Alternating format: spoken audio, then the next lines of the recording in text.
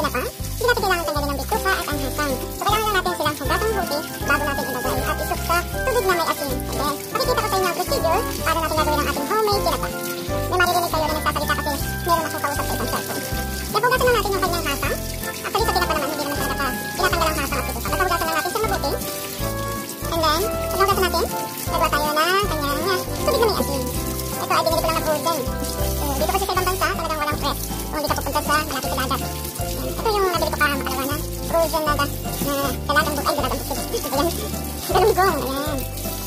Ayan na siya guys. Kailangan natin patiptikin muna. Then gagawa tayo ng kanyang remedy. Ang ating tubig kailangan ay nakasakto lang sa ating galunggong. So dito na rin tayo kukuha. Ibababad natin siya.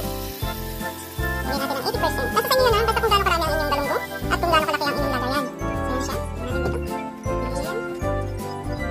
Tilapia dyan. Ating tilapia, iluluto natin namin gabi. Kasi yan ang aming ulam ng ating mga atis. Then eto, ayan. And then, ang ating asin ay kailangan natin medyo alaman. Kasi, ma-steam pa natin yan. So yan ay ating bababad sa asin ng 3 hours. So meron tayong asin dito. Yan. Then 2 scoop. Sakto lang siya kasi konti lang ang ating galunggong. Then lagyan natin yan. Kailangan itong ating asin lusaw na siya. Malinis ang aking kamay guys ha. Yan, ating ibabad. Kasi naparami natin ating tubig. Ay, mas mainam yan. Shook siyang mabuti. Okay lang. Sakto lang pala siya. O yan. Tulo lang siya guys. Abad natin mabuti dyan. For 3 hours. Or for 3 to 4 hours. Kailangan natin ilagay dyan. Sakto natin. Actually, wala naman langaw dito dahil winter nga. Pero mainam na rin yung itakesura. So, balikan ko kayo guys. After 4 hours, paano natin i-steam yan. And then another processor. So, ngayon guys,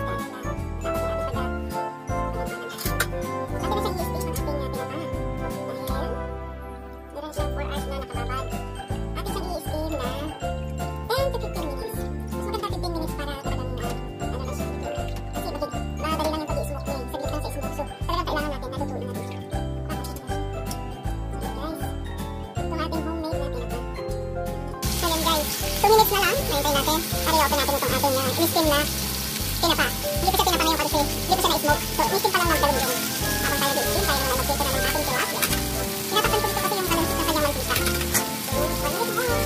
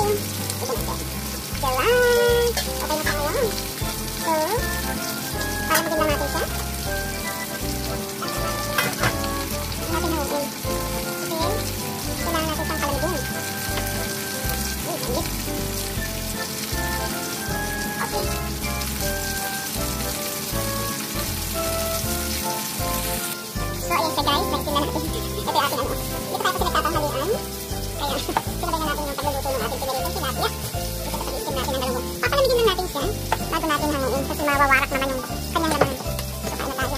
Nalagog ko yung ating pritong tilapia. Maingay kasi pinagsak ko yung ating exhaust fan. Diba guys? May kapyabong gulay na agad yung ating steam na galunggong na ating gagawin tinapa. Dito na rin tayo mag-aya. I-smoke kasi lalagyan lang natin yan ng oil. So guys, dito lilipat ko na lang siya kasi para ma-ano natin. Naiinihakan natin mabuti. Ito ay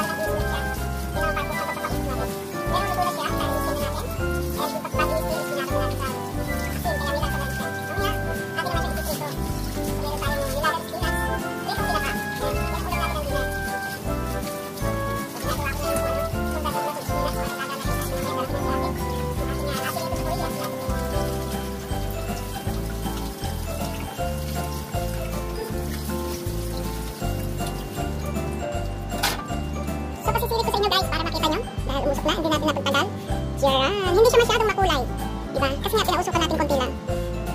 Pero kung pausukan pa natin, magkukulay pa siya ng yung talagang kulay ng tinapa.